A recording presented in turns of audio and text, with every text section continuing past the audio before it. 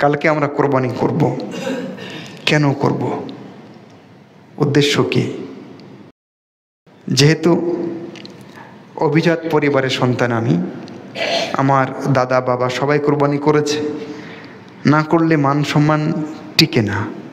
কোরবানির মতো একটা দিন আমি, আমার সন্তানরা অন্যের পশুর দিকে, কোরবানির দিকে, গোশতের দিকে তাকিয়ে থাকবে, এটা হয়? তাহলে আমার সন্তানের জন্য একটু যেন ভালোভাবে কিছু তার মুখে গোশত তুলে দিতে পারে, সেজন্য কোরবানি করলাম। বা আমার স্ট্যাটাসে ছাগল যায়, গরু হতে হবে, তাও এরকম গরু হতে হবে। যদি কোরবানির উদ্দেশ্য এরকম হয় তাহলে আমছালা সব যাবে। এমনি পশু জবাই করে আপনি খেতে পারেন, কিন্তু কোরবানির উদ্দেশ্যে যখন কোরবানি করবেন, ঈদুল আজহা উপলক্ষে কোরবানি করবেন, তখন সেটা হতে হবে কেবলমাত্র মহান রব্বুল আলামিনের জন্য। এই জন্য মহান রব্বুল আলামিন তার রাসূলকে বলছেন, ফাসাল্লি লিরাব্বিকা ওয়ানহার, আপনি আপনার রবের জন্য সালাত আদায় করুন এবং কোরবানি করুন। তাহলে কোরবানি কার জন্য হতে হবে? কেবলমাত্র আল্লাহর জন্য হতে হবে।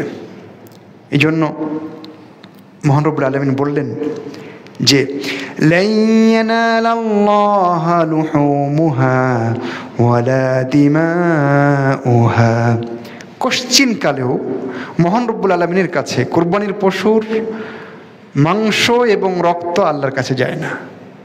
ওয়ালাকিন ইয়ানালুহু তাকওয়া মিনকুম, কিন্তু তোমাদের তাকওয়া কার কতটুকু, কে কোন নিয়াতে কোরবানি করছো, এটাই মহান রব্বুল আলামিনের কাছে যায়। এই জন্য আল্লাহ আমাদেরকে বলে দিয়েছেন, কুল ইন্না সলাতি ওয়া নুসুকি ওয়া মাহইয়ায়া ওয়া মামাতি লিল্লাহি রাব্বিল আলামিন। মহান রব্বুল আলামিন তার রাসূলকে দ্ব্যর্থহীন ভাষায় ঘোষণা দিতে বলেছেন যে আপনি বলে দিন, আমার সলাত, আমার কোরবানি, আমার জীবন, আমার মরণ সব কেবলমাত্র আল্লাহর জন্য। সুতরাং প্রথম আজকের বার্তা খুতবার যে আমাদের নিয়তটাকে ফ্রেশ করতে হবে। যদি কারো নিয়ত গড়বড় হয়ে যায় তাহলে এখন সেটাকে রিফ্রেশ করেন।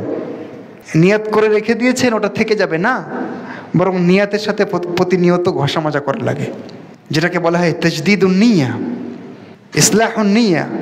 নিয়তটাকে ঘষা মাজা করে আবার ঠিক করতে হয়। খুব নিয়ত ছিল যে আপনি এই কাজটা করবেন, শুরু করেছেন, কিন্তু কয়েকদিন পরে ওটা ভোঁতা হয়ে যেতে পারে, সেজন্য আপনাকে আবার ধার দিয়ে নিয়তটাকে শানিত করতে হবে। তো যদি কেউ আমরা কোরবানি কিনেও ফেলি কোনো নিয়াতে, এখনও আল্লাহকে বলার সুযোগ আছে যে আল্লাহ ভুল হয়ে গেছে, এটা কেবলমাত্র তোমার জন্যই করছি। কারণ এখানে আমি মনে করি যে আমাদের বেশিরভাগ মানুষের ভুল হয়ে যায়।